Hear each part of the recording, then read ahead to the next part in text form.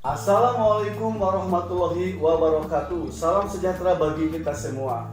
Sobat-sobat sejarah, jumpa kembali dengan Yetstur Channel. Channel ini berisikan tentang pembelajaran sejarah. Sobat-sobat sejarah, terima kasih yang telah like, komen, dan subscribe-nya. Sobat-sobat sejarah, kita akan bahas di pertemuan kali ini yaitu tentang ASEAN. Sobat-sobat sejarah, apa itu ASEAN? ASEAN adalah bentuk kerjasama bangsa-bangsa di kawasan Asia Tenggara, Association of Southeast Asian Nations. Negara mana saja yang ada di kawasan Asia Tenggara yang tergabung dalam ASEAN? Yang pertama adalah Indonesia, yang kedua adalah Malaysia, yang ketiga Singapura, yang keempat Thailand atau Muay Thai, yang kelima Filipina, yang keenam Myanmar, berikutnya adalah Vietnam, Laos, Kamboja, dan Brunei Darussalam. Ada 10 negara yang ada di kawasan Asia Tenggara yang membentuk atau mendirikan sebuah organisasi namanya ASEAN. Sobat-sobat sejarah, apa yang melatar belakangi negara-negara di kawasan Asia Tenggara mendirikan sebuah organisasi yang bernama ASEAN? Kita akan lihat bersama-sama. Yang pertama adalah ternyata ada kesamaan-kesamaan negara-negara di kawasan Asia Tenggara. Yang pertama adalah latar belakang historis, di mana bangsa-bangsa di kawasan Asia Tenggara hampir semuanya pernah mengalami masa kolonialisme dan imperialisme bangsa-bangsa Eropa. Kita lihat misalnya Indonesia pernah dijajah oleh Belanda, kemudian Malaysia oleh Inggris, Singapura juga oleh Inggris, kemudian Myanmar oleh Inggris, Vietnam, Laos, Kamboja oleh Prancis, Brunei Darussalam oleh Inggris. Ada satu negara Filipina. Filipina merupakan bekas kolonialisme dan imperialisme bangsa Spanyol dan Amerika Serikat. Ada satu negara yang tidak pernah mengalami kolonialisme dan imperialisme bangsa Barat, yaitu Thailand atau Muay Thai. Mengapa Thailand tidak dijajah oleh bangsa Eropa? Di antaranya yaitu bahwa Thailand dijadikan sebagai daerah penyangga antara Inggris di Malaysia dengan Prancis di Vietnam, Laos, dan Kamboja. Latar belakang historis negara-negara di kawasan Asia Tenggara. Berikutnya adalah letak geografis Asia Tenggara, yaitu terletak di antara dua benua, yaitu benua Asia dan benua Australia. Diapit oleh dua samudra, yaitu Samudra Hindia dan Samudra Pasifik. Di utara ada negara besar yang penduduknya cukup besar, yaitu negara Tiongkok. Sementara di selatan besar juga, yaitu Australia. Sehingga dari posisi tersebut, maka letak Asia Tenggara menjadi sangat strategis, ada di jalur perdagangan internasional. Makanya seperti yang dikatakan tadi, negara-negara di kawasan Asia Tenggara menjadi incaran negara-negara kolonialisme dan imperialisme bangsa-bangsa Eropa. Sobat-sobat sejarah, kita akan lihat kesamaan yang lainnya yang ada di kawasan Asia Tenggara, yaitu dilihat dari budaya atau culture. Menurut Profesor Karen, bahwa bangsa-bangsa di kawasan Asia Tenggara adalah termasuk ke dalam rumpun bangsa Melayu Austronesia, sehingga ada kesamaan penggunaan bahasa di kawasan Asia Tenggara. Banyak bangsa-bangsa di kawasan Tenggara menggunakan bahasa Melayu Austronesia. Sebagai contoh misalnya lagu kebangsaan beberapa negara di Asia Tenggara itu menggunakan bahasa Melayu. Contoh misalnya bangsa Indonesia, lalu kebangsaannya adalah Indonesia Raya. Singapura, majulah Singapura. Brunei, Allah peliharakan Sultan. Negara Malaysia, lagu kebangsaannya adalah negaraku. Itu menggunakan bahasa Melayu. Itulah salah satu kesamaan lihat dari budaya. Salah satu adalah bahasa. Sobat-sobat sejarah, kesamaan berikutnya yang ada di kawasan Asia Tenggara dilihat dari segi ekonomi, di mana sebagian besar negara-negara di kawasan Asia Tenggara adalah negara-negara yang termasuk dalam kategori negara berkembang atau negara yang sedang membangun perekonomiannya.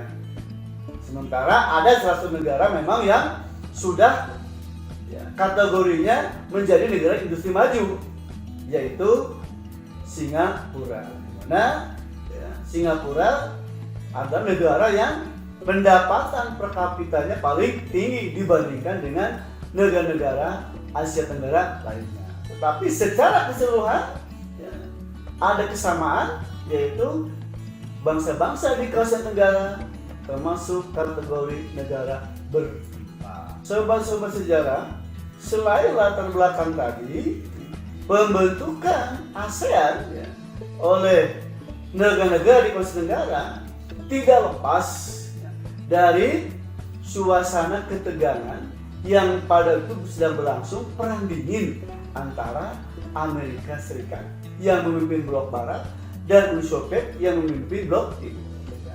Kedua negara superpower ini mencoba untuk menanamkan pengaruh ideologinya di kawasan Asia Tenggara, di mana misalnya Vietnam itu sudah menjadi negara yang berideologi komunis. Makanya Amerika Serikat merasa khawatir paham komunis ini akan terus berkembang ke negara tetangganya. Ini yang dikenal dengan efek domino. Nah, makanya Amerika Serikat membentuk aliansi militer dengan Thailand dan Filipina, membentuk fakta militer yang bernama SEATO, Southeast Treaty Organization, atau fakta pertahanan di kawasan Asia Tenggara. Tentu saja keadaan ini bisa membahayakan perdamaian khususnya di kawasan Asia Tenggara. Sobat-sobat sejarah, melihat latar belakang tadi, maka ada 5 negara yang mempelopori berdirinya organisasi kerjasama bangsa-bangsa di kawasan Asia Tenggara, yaitu ASEAN. 5 negara tersebut pada tanggal 8 Agustus tahun 1967 menandatangani Deklarasi Bangkok yang menandakan berdirinya ASEAN. Siapa kelima menteri tersebut? Dari Indonesia diwakili oleh Menteri Luar Negeri Adam Malik. Dari Malaysia diwakili oleh Tun Abdul Rojak. Dari Thailand diwakili oleh Hanat Komat. Dari Filipina Narcisco Ramos, dan dari Singapura yaitu S. Rajaratnam. Tujuan pembentukan ASEAN sesuai dengan Piagam Deklarasi Bangkok adalah: pertama, mempercepat pertumbuhan ekonomi, sosial budaya negara-negara Asia Tenggara, meningkatkan perdamaian dan stabilitas regional di kawasan Asia Tenggara, meningkatkan kerjasama yang aktif sesama anggota ASEAN, meningkatkan kerjasama dengan berbagai organisasi regional maupun internasional. Itulah tujuan pendirian ASEAN sesuai dengan Deklarasi Bangkok. Sobat-sobat sejarah, perlu diketahui bahwa kantor atau sekretariat ASEAN ada di Jakarta, ibu kota Indonesia. Setelah berdirinya organisasi ASEAN yang dideklarasikan oleh 5 negara, maka negara-negara lainnya di kawasan Asia Tenggara segera menyusul menjadi anggota ASEAN. Yang pertama adalah Brunei Darussalam, masuk menjadi anggota ASEAN pada tanggal 8 Januari tahun 1984. Kemudian Vietnam masuk pada tanggal 28 Juli 1995. Kemudian Laos pada tanggal 23 Juli tahun 1997.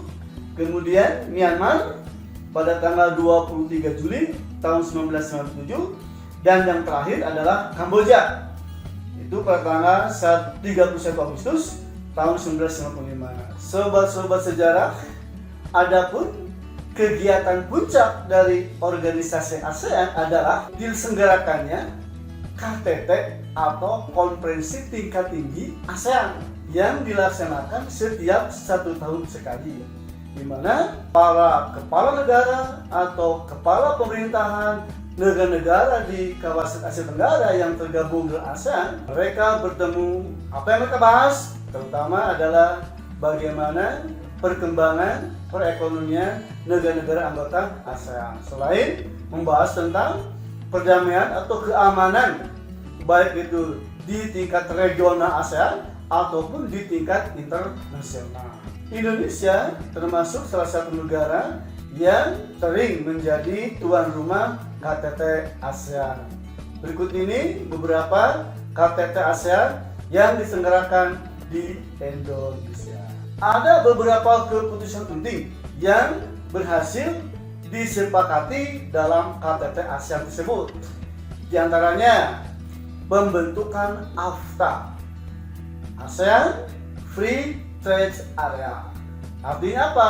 Bahwa di kawasan Asia Tenggara akan diberlakukan sistem perdagangan bebas. Kemudian keputusan lain di antaranya yaitu bahwa negara-negara di kawasan Asia Tenggara sepakat menciptakan kawasan Asia Tenggara yang bebas, damai dan netral, yang terkenal dengan sebutan ZOFA, Zone of Peace, Free and Neutrality. Kemudian salah satu keputusan KTT ASEAN yang sangat penting yaitu pembentukan MEA atau ASEAN Economic Community, pasar tunggal di kawasan Asia Tenggara. Itulah ya, beberapa keputusan penting dalam KTT Puncak ASEAN. Selain itu juga ya, ada Konferensi Tingkat Tinggi ASEAN dengan negara-negara industri maju atau negara G8. Misalnya KTT ASEAN United States of America, KTT ASEAN Rusia, KTT ASEAN Jepang, dan sebagainya. Karena sesuai dengan tujuan pembentukan ASEAN yaitu menjalin kerjasama dengan organisasi baik itu regional maupun internasional. Sobat-sobat sejarah, ada satu hal yang menarik yang ditunggu-tunggu oleh seluruh rakyat atau bangsa di seluruh Asia Tenggara, yaitu kegiatan olahraga. Ini yang paling menarik, bahwa di kawasan Asia Tenggara ada suatu pesta olahraga yang diselenggarakan setiap 2 tahun sekali, yang terkenal dengan nama SEA Games.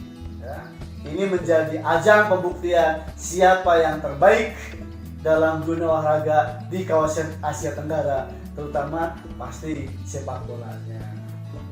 Demikianlah sobat-sobat sejarah pembahasan kali ini tentang ASEAN. Mudah-mudahan ada manfaatnya bagi kita semua. Assalamualaikum warahmatullahi wabarakatuh.